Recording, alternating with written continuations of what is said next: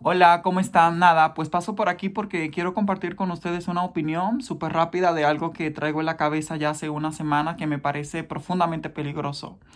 Profundamente peligroso. Tiene que ver con un poema que dice específicamente y que salió el 8M y que dice específicamente de que viene de una corporalidad trans, ¿no? Y menciona de que parece que Dios le dio cuerpo de opresor y alma de oprimida.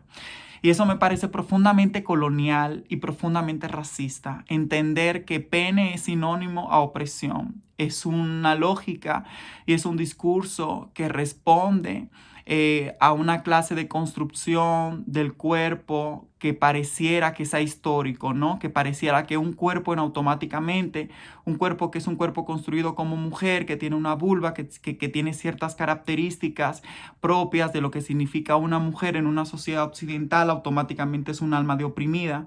Y por otro lado, construir una corporalidad, ¿no? Donde se entiende que un sujeto, que una persona que tiene un pene o que tiene ciertas características que fueron asignadas biopolíticamente, ¿no?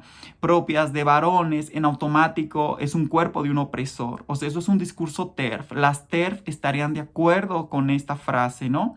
O sea, entender que este poema y esta frase que me parece profundamente dañina refuerza esta lógica clínica, esta lógica colonial, esta lógica medicalizante, esta lógica muy freudiana, ¿no? Muy occidental, muy hospitalaria, muy de estas instituciones que patologizan, que enferman y que construyen ciertas otredades fuera de los márgenes de humanidad, que dice, ¿no? Esta famosa frase que pareciera que las personas trans, que las personas maricas, que esas otredades y esas subjetividades nacen en cuerpos equivocados. Y eso es un argumento cristiano, eso es un argumento religioso, eso es un argumento colonial, eso es un argumento blanco.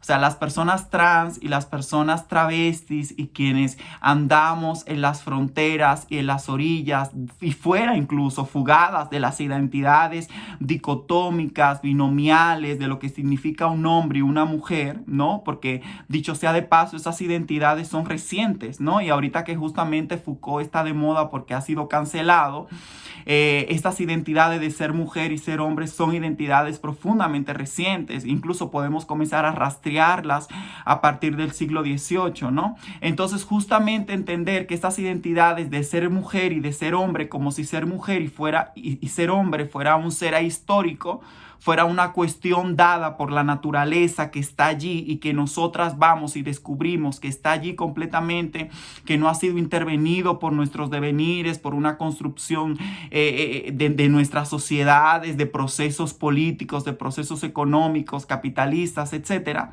Pareciera que entonces el sujeto que se nombra desde la transitividad, o sea, que se nombra como un sujeto trans, que transgrede esta norma biológica y esta norma dicotómica de lo que significa ser un hombre real y una mujer real, parecieran que están en un cuerpo equivocado. Esta narrativa y esta frase que se coloca aquí, ¿no? Y que se dice de una manera tan contundente, Dios, que aparte es muy cristianocéntrica, occidentalocentrada, Dios me dio cuerpo de opresor y alma de oprimida, fundamenta esta mal narrativa, esta narrativa que es completamente errónea, que patologiza a vivencias y a corporalidades trans como si estos cuerpos travestis y estos cuerpos trans nacieran en cuerpos equivocados, ¿no? Entonces, y valida que existe una biología natural, una biología que sea histórica, una biología que no ha sido tocada, ¿no? Por procesos y por devenires, cuando sabemos que la realidad se construye y que esa biología está completamente equivocada y que nuestro cuerpo es enfermo, que nuestro cuerpo está mal, que nuestro cuerpo es una clase de monstruosidad y no en el buen sentido de la palabra, sino que significa una transgresión a un orden natural, a un orden dado, ¿no? Y me parece profundamente peligroso que estos discursos se legitimen y que tengan espacios y que incluso se popularicen. Y esto es un desconocimiento completo de las cosas, porque justamente esa ha sido la historia de Occidente. O sea, Occidente y todo el colonialismo, el capitalismo y la modernidad nos han construido una historia del mundo donde el saber y el conocimiento se supone que es objetivo y es neutral. Y sabemos que eso no es cierto. O sea, la academia, las instituciones, la escuela, la clínica, las instituciones políticas de gobierno, la familia, el matrimonio, todos estos dispositivos políticos que construyen realidad nos han vendido la historia que el sujeto y que existe allá afuera una realidad que es completamente ajena a nosotras, que es una realidad natural. Cuando sabemos que es el saber, o sea, el saber se construye desde una lógica de poder, ¿no? Entonces, el saber de estas instituciones, del matrimonio, de la iglesia, del Estado, de la clínica, de la escuela, de la familia, construye un saber, y ese saber que construye precisamente produce efectos. O sea, tú y yo y todas las personas de este mundo somos efectos producidos por el poder. O sea, el matrimonio no existe porque sí, el hombre no existe porque sí, la mujer no existe porque sí, la niñez incluso es una invención. Antes, antes la niñez no existía, antes las personas desde muy pequeña edad iban a trabajar en el campo y formaban parte de todo un sistema económico, comunitario, productivo. Pero luego se construye la escuela, estoy pensando evidentemente, todo esto lo ha dicho Foucault, ¿no? Luego se construye una escuela como un dispositivo político de adoctrinamiento en esta lógica posterior a esta lógica de la sociedad del poder absoluto. Luego se pasa a una sociedad disciplinaria y se construye la escuela precisamente para poder adoctrinar, para poder disciplinar, docilizar el cuerpo del sujeto que posteriormente va a ser empleado en el sistema capitalista de producción. ¿Ustedes creen que las 8 horas que pasan en su trabajo y las 4 horas que pasan sentado en su carro de ida y vuelta al trabajo y todo el tiempo que es esta lógica siempre muy frenética de que hay que producir, hay que trabajar, hay que producir, todo eso somos capaces de hacerlo precisamente porque ya hemos sido adoctrinados? Porque desde que nacimos nos inscribieron precisamente en la escuela. Y siempre tuvimos horarios y siempre tuvimos clases y siempre tuvimos actividades y nuestro cuerpo es un efecto del poder, ¿no? Entonces el matrimonio también es un efecto del poder. La mujer es un efecto del poder. El hombre es un efecto del poder. La vulva, el pene, la vagina y toda esta lógica reproductiva es un efecto del poder. Y que en un poema digan, que en un poema expresen de que nací en un cuerpo de opresor y en un alma de oprimida, legitima esa falsa mentira que es blanca y colonial, de que de que existe una biología ahistórica y natural que está allá afuera y que está dada. ¿No? Que es una biología que es una biología que es completamente aparte y que es completamente neutral y que es completamente objetiva y que no tiene que ver con una producción histórica de nuestras subjetividades, ¿no? O sea, que en realidad somos efectos del poder, somos efecto de relaciones de poder, ¿no? O sea, se construye una subjetividad femenina, una subjetividad mujer, existe una corporalidad que es caracterizada como una corporalidad de mujer, porque se construye en una lógica relacional a una oposición dicotómica que es propia del pensamiento occidental, que es el hombre. Entonces decir que tengo cuerpo de opresor y alma de oprimida, pareciera que se está validando un discurso esencialista, que hay una esencia, que hay un alma femenina, que hay una cosa que sale del corazón, de un manantial, de un pozo mágico, que no tiene que ver con esta sociedad de producción de relaciones, de dominación y de opresión, que te hace a ti una mujer. Y que pareciera que el hombre es hombre más allá de un proceso histórico y de un proceso social, y que es una cuestión solamente biológica dada por la biología real humana. O sea, eso es completamente un discurso TERF y biologicista. Esa es la misma narrativa que utilizan las TERF para decir: nosotras somos mujeres porque nacimos con una vagina, con una vulva, y eso nos hace mujeres. Y están ignorando precisamente que ser mujer, como dijo la propia Simone de Beauvoir, hablando en sus términos también, ¿no?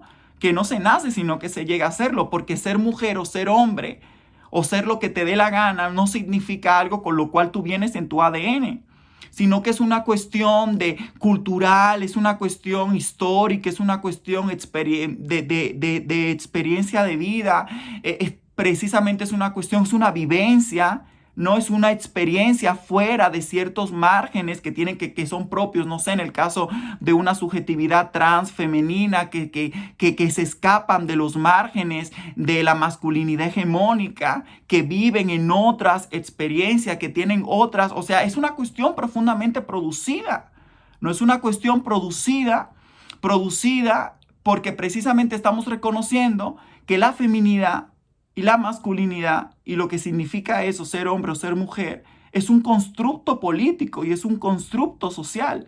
Y no es un constructo social porque lo decimos, es un constructo y nada más estamos negando el cuerpo, sino que este cuerpo que nosotros reconocemos como un cuerpo de hombre o como un cuerpo de mujer ha sido construido en un entramado discursivo. O sea, este cuerpo que ustedes biopolíticamente reconocen como un cuerpo de hombre y un cuerpo de mujer o un cuerpo de niño se sostiene porque existe un entramado discursivo.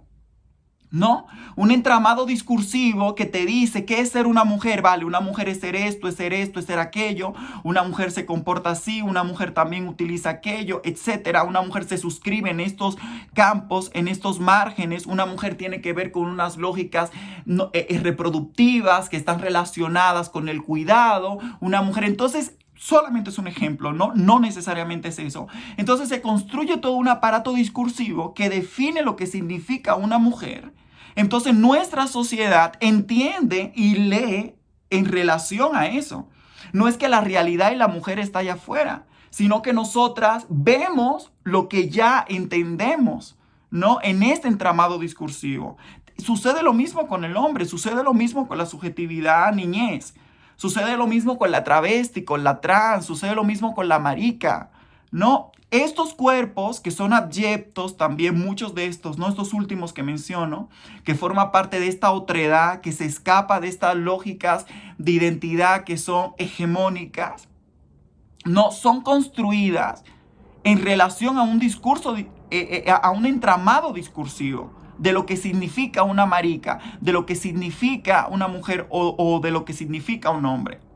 ¿Ustedes creen que antes del colonialismo nosotras sabíamos que éramos negras? No lo sabíamos. Se construyó lo que significa una persona negra. ¿Qué significa una persona negra? ¿Qué significa una persona india?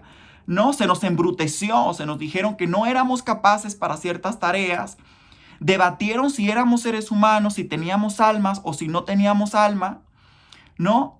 Construyeron en una lógica de animalidad quiénes éramos, construyeron lo que es negro. Porque acuérdense, y esto siempre lo menciono, Europa se construye a sí misma construyendo lo otro. La heterosexualidad como régimen político existe porque construye y patologiza y enferma a otras corporalidades y construye el sujeto homosexual y construye el sujeto marica. Entonces esos son los desviados. Esos son los desviados, esos son los incorregibles, en términos de Foucault también, ¿no? Los incorregibles, los desviados, los que no tienen solución, los que están locos. ¿Ustedes creen que el loco también, o sea, que la locura es algo que dada y natural? La locura se construye porque una institución psiquiátrica y porque una institución médica, con su aparato colonial que se llama el saber, construye lo que significa un loco. Antes, y eso Foucault también lo dice, antes el loco ocupaba otra posición en la sociedad, siglo XVIII. Eran personas que eran divinas, que tenían la capacidad de ver cosas que tú y yo no podíamos ver, ¿no? Y eran personas que también como esas otras subjetividades, que eran subjetividades, por ejemplo, antes del 1492, que no había hombres y mujeres aquí, que había muchísimas otras formas, que no eran géneros, pero no conozco otra palabra, voy a utilizar esa, pero habían otras formas de sexualidad, de género, de experiencias, ¿no? Y se nos nombró de esa forma, ¿no? Entonces la locura tampoco es algo natural, la locura es un constructo político que es construido por un colonialismo y por una institución, por un dispositivo del saber que se llama la clínica, ¿no?